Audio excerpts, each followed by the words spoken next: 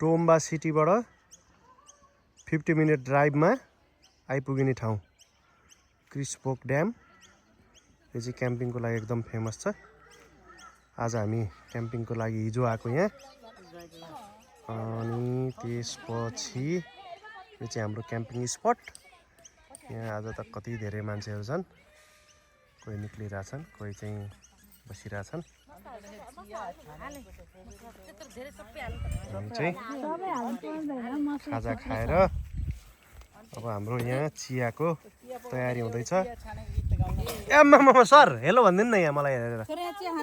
Sir सरलाई अब ल आन्टी आज हामी के गर्दैछौँ सर र भनिदिनुहोस्। हजुर हामीले हिजोदेखि कहानी भनौँ कि अहिले हिजोदेखि हिजो हामी सर र आइयो होइन घरबाट। खास त हामी नेपालबाट आएको हो, यसो घुमघाम गरौँ भनेर होइन।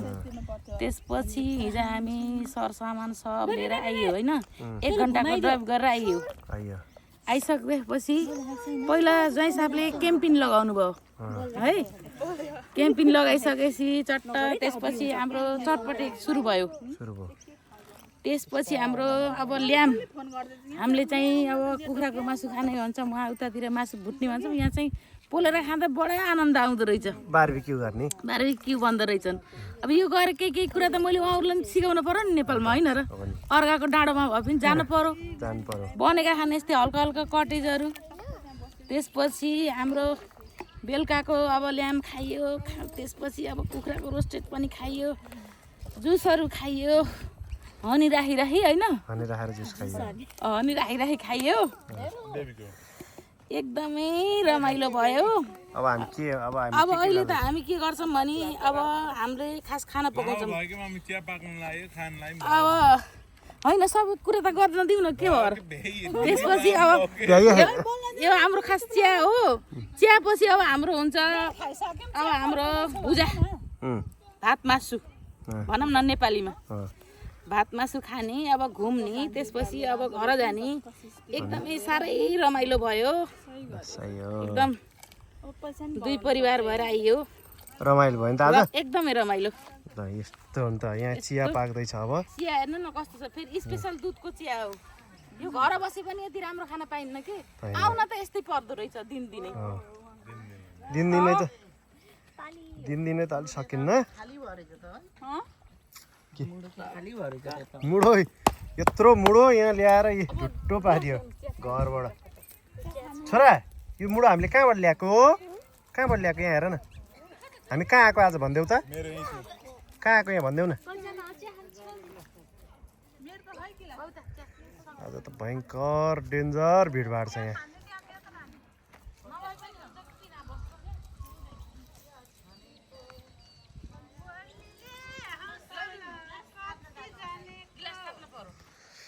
पिसफुल ठाउँ छ। यहाँ हाम्रो अब चिया खाने कार्यक्रम हुँदैछ। यस्तो रमाइलो पल। सन्तोष के छ त? अब सब ठिक छ हैन, मजा आइरहेको। एउटा मफिन पनि सकिएन त अनि। अब चियासँग खाने भनेर बचाएर राखेको। सरसेपको कुरा धारणा लिनु। सरसेप यहाँ नजिक आउनु पर्यो। म्याडम के छ त धारणा? एकदम ठिक छ। त्यस्तो एकदम ठिक त भइहाल्छ नि। अब एकछिनपछिको हाम्रो अब यो क्याम्पिङलाई व्यापक रूपमा सफलतापूर्वक गर्नुपर्छ। क्लोजिङ सम्पन्न गर्नुपर्छ। के भइरहेको त यसो दिनु नि त। अब हुनुपर्छ। अब यहाँ एक्टिभिटी बल्ल सुरु हुन्छ कि। अहिले त वार्म अप मात्रै हो नि त। गेम खेल्ने हैन, एक्टिभिटी त अब सुरु हुन्छ यहाँ। रियल एक्टिभिटी त।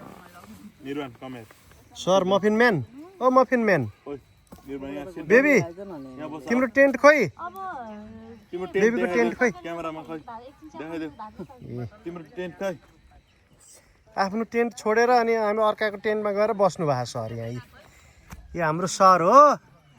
यी हाम्रो टेन्ट छोडेर अर्काको टेन्टमा आएर बस्नु भएको छ। कसको टेन्ट हो यो छोरा?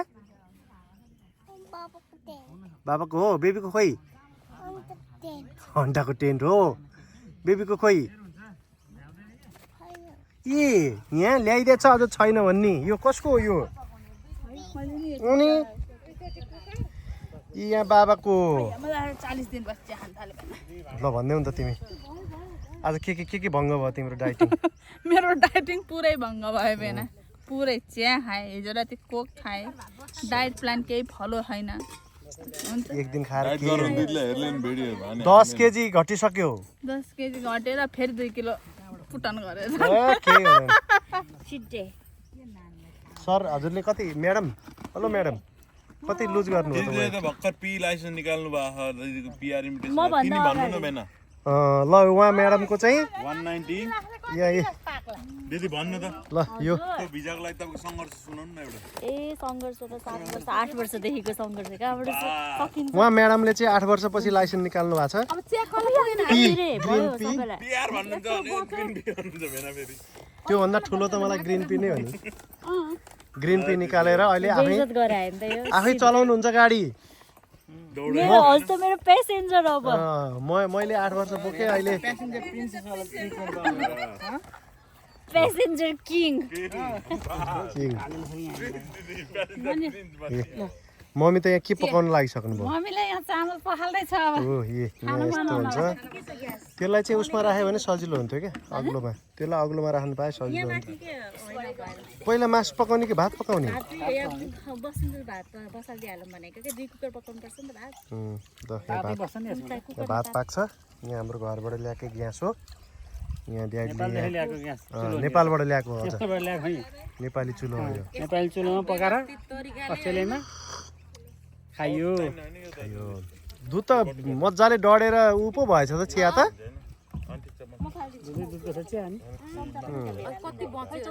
चम्चा धुनु पर्छ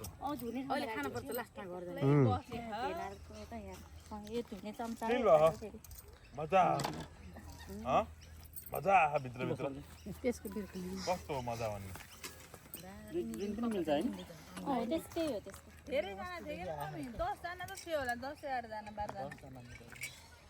कस्तो मजा मेरो मफिन म्यान कहाँ गयो ओ मफिन म्यान के हो कुना कुना छेर्ने एक्लै हामीलाई त मतलबै छैन बा हेलो गाइज भन्देऊ न चिया खाने तिमी पनि तिमीले नखाऊ चिया यो एकदम तातो छ अहिले अनि म सेलाएपछि दिउँला त्यो मफिन सकाउ पहिला उ त्यहाँ त्यो मफिन लिएर आऊ छोरा त्यो मफिन लिएर आऊ प्यानकेक होइन हौ मफिन हो के दुध पनि हल्का डढेछ है चिया छानेको कस्तो दामी छ चिया क्या फेरि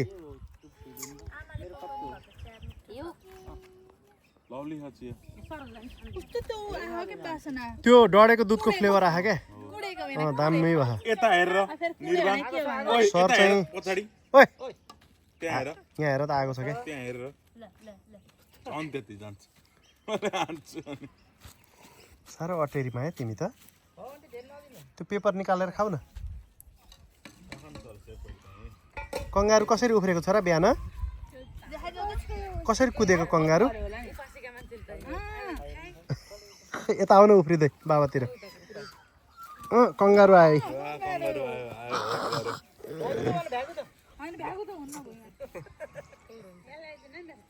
भ्यागु त कस्तो गर्छ अरे भ्यागु त कस्तो गर्छ अरे त्यस्तो कडा छ यहाँ आजको वेदर पनि दामी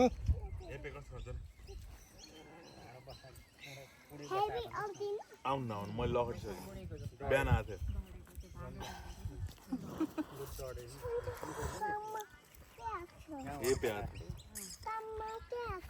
काममा काममा त काम आयो भन्देऊ न ए हो काममा त आएन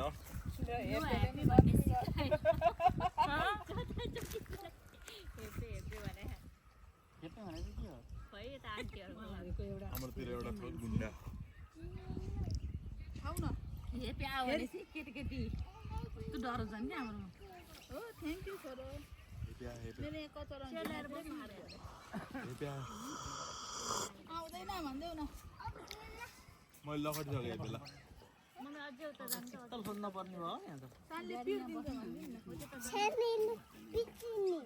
कसलाई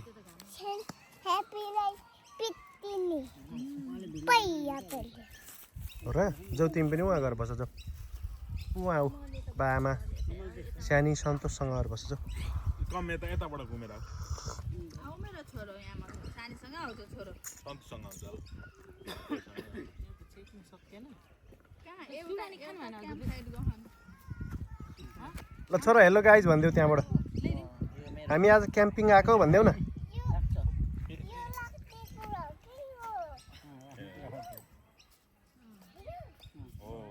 त्यहीँ राख ल बेबीको क्याम्पमा गएर बस न टेन्टमा बेबीको आफ्नै उसमा बस ल यो मुडो पनि सक्यो है यसको पनि अब कथा यतिमै ठुलो काम गरेँ त मेरो बा हिजोदेखि कन्टिन्यू बलिरहेछ